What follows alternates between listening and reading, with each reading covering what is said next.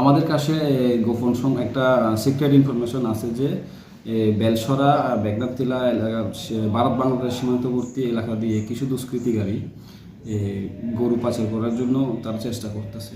তখন ওই সিক্রেট ইনফরমেশনের বেসিসে আমরা বেলসরা মেঘনাথতিলা এলাকায় আমরা রেড করি। রেড করার সময় ওইখানে আমরা দেখতে পাই 4-5 জন দুষ্কৃতিকারী ছিল। তো আমাদের পুলিশ পার্টি দেখে তারা চারদিকে বাগার চেষ্টা করে সম্ভব আমরা একজনকে অ্যারেস্ট করি। তখন ওই ব্যক্তির কাছ থেকে আমরা জানতে পারি যে তারা একটা গরু পাচার চক্রের সঙ্গে যুক্ত আছে। তো ওই ব্যক্তির কাছ থেকে আমরা মোট 10টি গরু রিকভার করি। যে ব্যক্তিকে আমরা ডিটেইন করি, অ্যারেস্ট করি, ওই ব্যক্তির যে কাছ থেকে জিজ্ঞাসা করে জানি যে তারা এই গরুগুলি বাংলাদেশে পাচার করার উদ্দেশ্যে তারা নিয়ে যেতেছিল।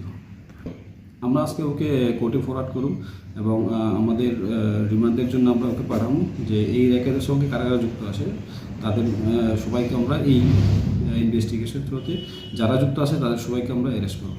আমাদের কাছে অনুমান বিকাল 3:30-4টার সময় যে ইনফরমেশনটা আছে ওই বেসিসে আমরা ওই জায়গাতে রেড করি।